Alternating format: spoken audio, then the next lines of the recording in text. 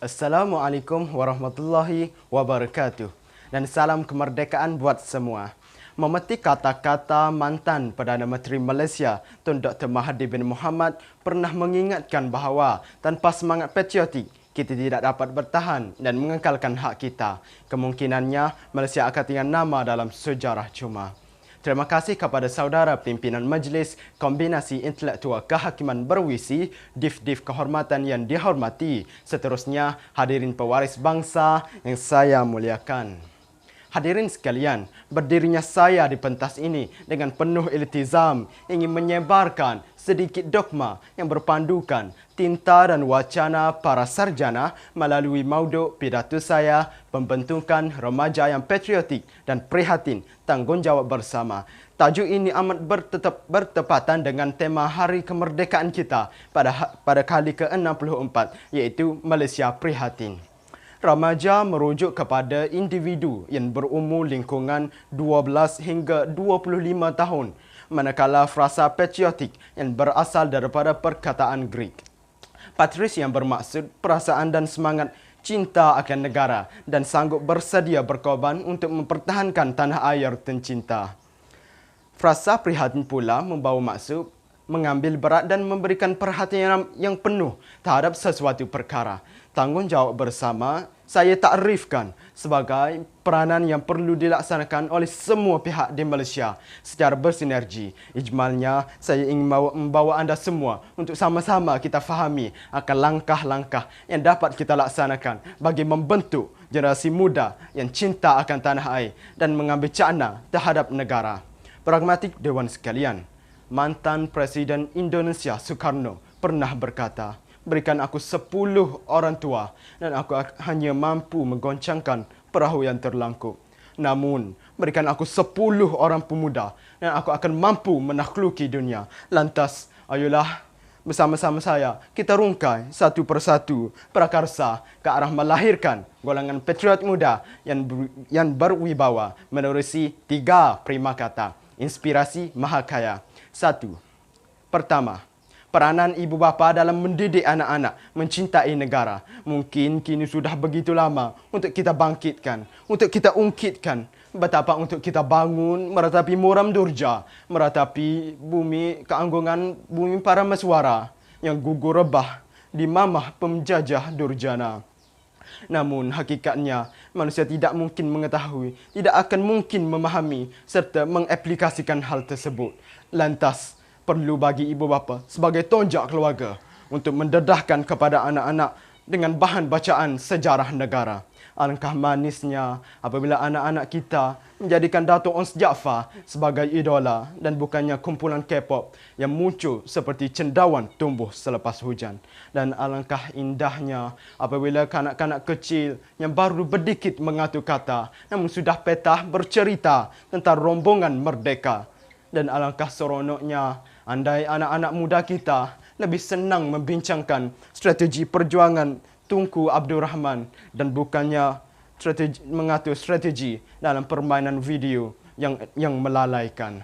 Kedua, ayo hadirin, kita maju selangkah untuk menilai juga merungkai peranan para seniman dan karyawan dalam industri seni negara. Masihkah hadirin semua ingat bait-bait lagu warisan? Nyanyian berlangsung kawas Sudirman Haji Arsyad?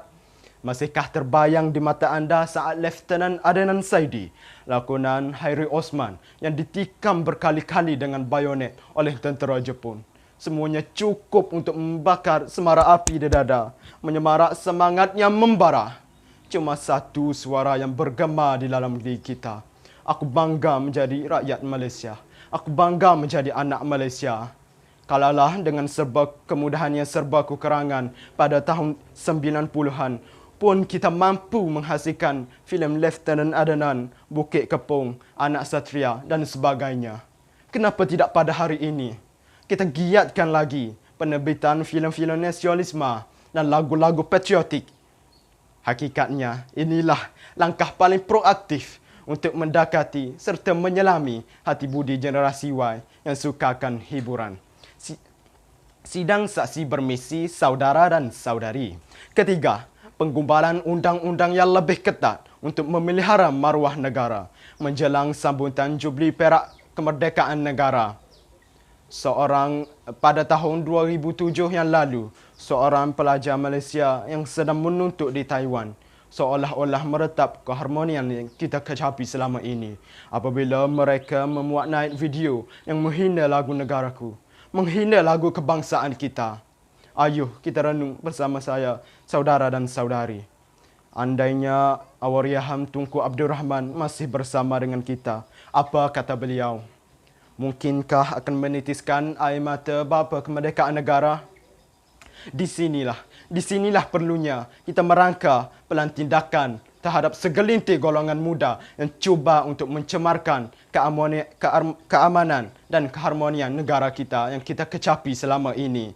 Mereka ini sewajarnya dihantar ke pusat-pusat pemulihan akhlak dan menjalani sesi kaunseling bagi menyedarkan mereka bahawa inilah negara kita. Baik, buruk, cantik atau jelek, inilah tumpahnya darah kita. Tempat ini kita dilahirkan. Kemungkinan besar tempat ini kita akan disemadikan.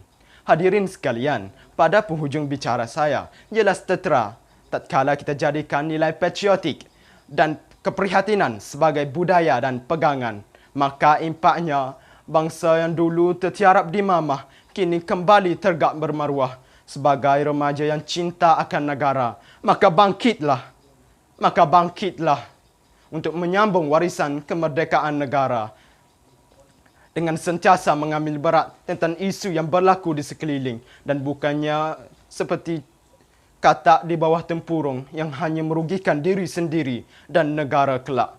502 tahun yang lalu, negara kita dijajah selama 446 tahun. Seandainya kemerdekaan yang kita kecapi selama ini kita tidak hargai dengan nilai patriotik, ingatlah bahawa tatkala ayam dirobang disambar helang, padi di tangan menjadi lalang. Sejarah mungkin akan berulang.